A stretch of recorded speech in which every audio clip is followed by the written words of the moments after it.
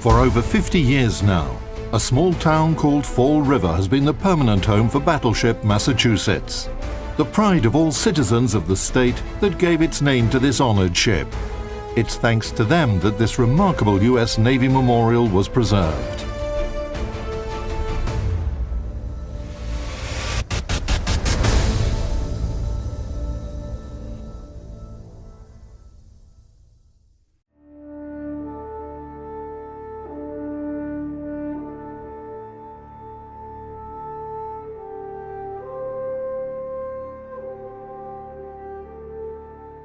Massachusetts was one of the last of the treaty battleship series. She's of the South Dakota class, and these were fairly balanced ships in terms of armament, armor, and speed performance, which could be created within the treaty limits.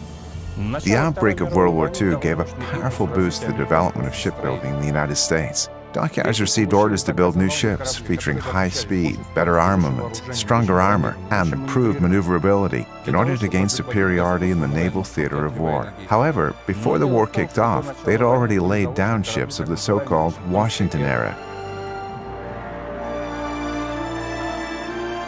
These two ships, developed while abiding by treaty restrictions, were a result of numerous compromises, and certainly weren't as advanced as the latest projects. But since World War II was happening, the shipyard had to finish their construction and do it as quickly as possible. Massachusetts was built really fast. Just 34 months after the keel-laying ceremony, the battleship was commissioned.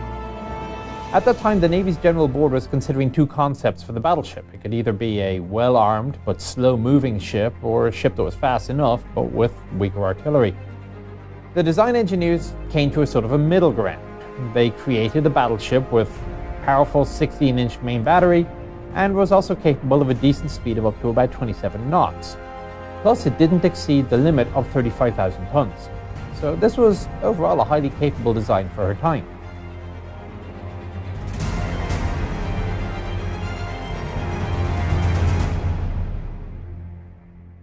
Specifications. Length 207.5 meters, beam 33 meters, draft almost 9 meters, total displacement 45,216 tons. The main power plant was arranged in echelons across 4 compartments, each having 2 Babcock and Wilcox boilers and a set of General Electric geared turbines. Power 135,000 HP. Armor. Main armor belt 310 millimeters. Main armor deck from 146 to 154 millimeters. The armor on the turrets was 184 to 457 millimeters thick. Conning tower from 102 to 406 millimeters. Armament. The primary armament consisted of 9 Mark VI guns placed in 3 triple turrets. Caliber 406 millimeters. Dual-purpose artillery, 10 coaxial Mark 12 guns, caliber 127 millimeters. Small caliber anti-aircraft artillery, 6 quadruple Bofors guns, caliber 40 millimeters. 35 single Oerlikon autocannons, caliber 20 millimeters. Air group, 3 Vought OS-2U Kingfisher aircraft. Cruising range, 15,000 miles at 15 knots. In May 1942, USS Massachusetts was commissioned. Of course, you can't send a newly commissioned ship into battle immediately, but there was no time to carry out the trials and conduct full-scale training of the crew. Participation in Operation Torch served as the training mission for the battleship. November the 8th, 1942, USS Massachusetts makes her combat debut. This was a date planned for the opening phase of Operation Torch, during which it was intended to land a force of 5 infantry and 2 armored divisions onto the North African coast.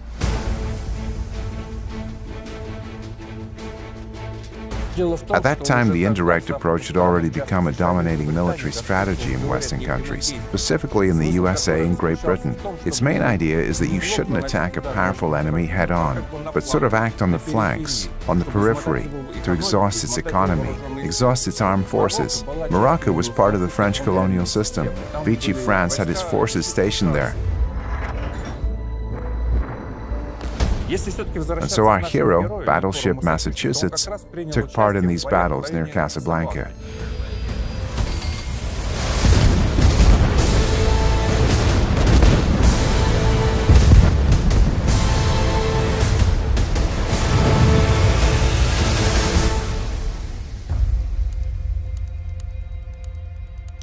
One of the most important strategic objectives was Casablanca, where there was both a major seaport and an airbase. Moreover, at the quay in the port of Casablanca was the French battleship Jean Bart. Although she was unfinished, she still had a combat-capable quad 15-inch gun turret. The city itself was also a hard nut to crack. There were several coastal batteries, which pretty firmly protected both the entrance of the port and about 20 miles of surrounding coastal waters. To neutralize these forces, and for the naval gunfire support at landing, you had a significant force headed by Massachusetts, which was sent to the Moroccan coast. Ships maneuvered all night off the coast, waiting for the operation to start.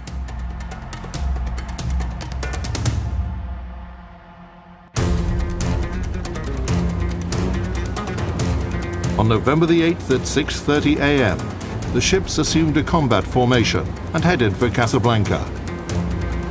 Soon they were detected. The El Henk battery was the first to open fire at the US naval force. Jean Bart's artillery immediately joined the gunfire. The very first of her shells raised huge columns of water near the American ships. The cruisers didn't wait long and opened fire at the harbor of Casablanca, where the French battleship was berthed. Along with the Allied cruisers, Massachusetts finally fired her first shots from her 406mm guns.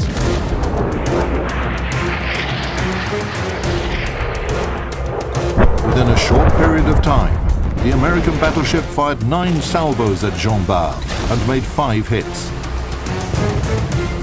And the shells that missed the French battleship continued on to ruin port facilities and sink transport vessels in the harbor. The attacking force got so carried away, engaging Jean Bart, that they forgot about their primary task, to block enemy ships and prevent them from leaving the port. The commander of the French 2nd Light Squadron noticed this mistake. He led his ships out to sea and headed eastward to the landing zone of American troops.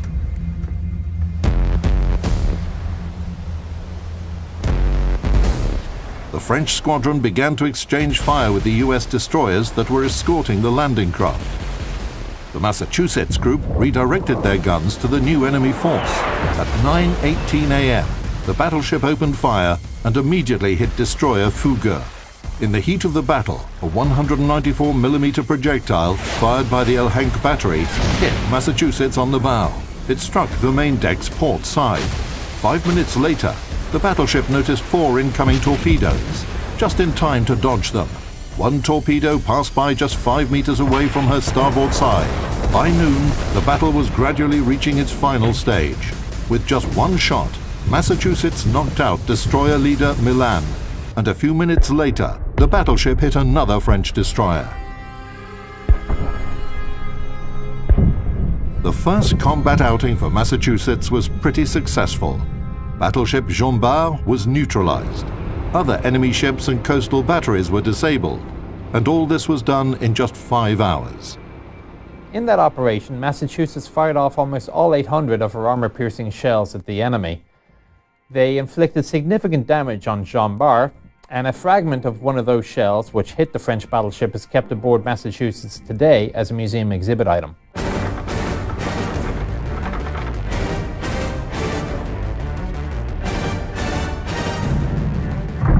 All in all, the landing operation in Morocco and Algiers was a success.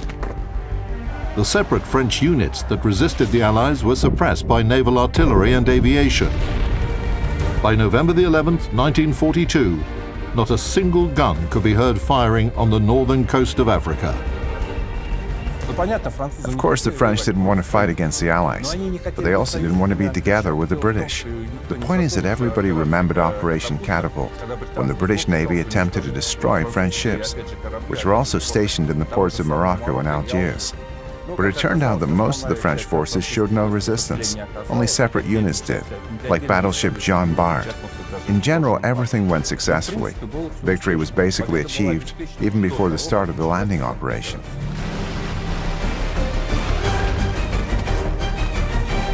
The landing of 100,000 troops on the coast of Algiers and Morocco kicked off a large-scale offensive operation against Italian-German forces in northern Africa, which ended in victory for the Allies in May 1943.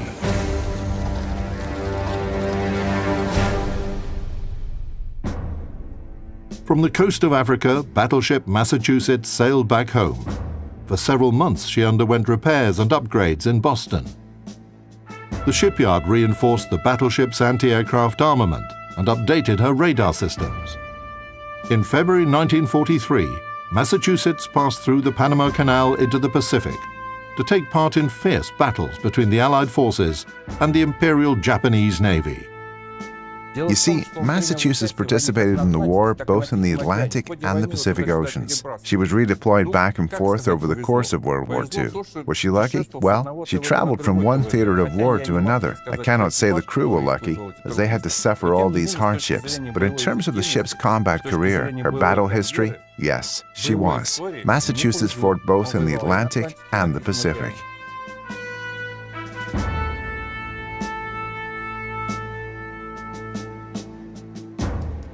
Massachusetts' battle history in the Pacific campaign began at the southwest part, New Caledonia.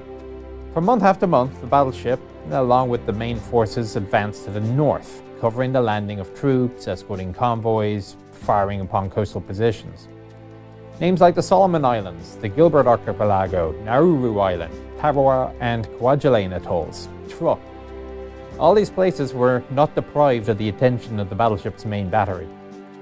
In November 1944, Massachusetts participated in the Battle of Leyte Gulf, after which the Imperial Japanese Navy lost the capability to engage in significant offensive combat operations. Then in the spring of 1945, you had Iwo Jima and Okinawa. By the summer, Massachusetts had approached the Japanese home islands and was firing at industrial centers where military factories were concentrated. On August 9, 1945, the battleship fired her main battery at the metallurgical plants in Kamaichi. These were the last salvos of 16-inch gunfire of World War II. Thus, Massachusetts became known for having fired both the first and the last shots from American 16-inch guns in that war. During her service in the war, the battleship covered 225,000 miles, fought 35 battles, sank 5 enemy ships, and shot down 18 airplanes. For her combat merits, Massachusetts was decorated with 11 battle stars.